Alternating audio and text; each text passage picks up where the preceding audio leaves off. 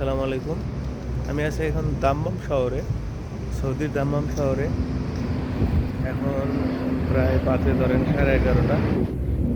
তো আকাশ অনেক মেঘাচ্ছন্ন, ঠিক আছে।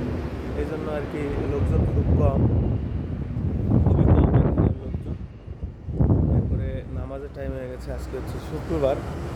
শুক্রবার বিদায় অনেকে নামাজে আসতেছে।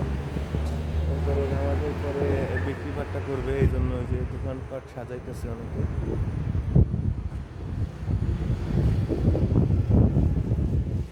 আকাশ অনেক মেঘাচ্ছন্ন, তো লোকজন কম। তারপর আকাশ শুক্রবার, সবাই নামাজ পড়বে, জন্য সবাই আগে ভাগে আইসা পড়তেছে। এই যে জায়গাটা দেখতে পাচ্ছি, এটা মসজিদের সাইডের একটা জায়গা। এখানে পুরো ধরেন ভরে যাবে আর কি। আমার যেটা বললো যে ভরে যাবে পুরাই।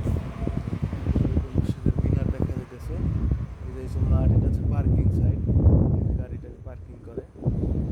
যে জায়গাটা এখন এই যে নামাজের জন্য মুক্ত, এখানে লোকজন একটু একটু আসতেছে আর কি। সকালবেলায় একটু পরে নামাজ শুরু হইবে।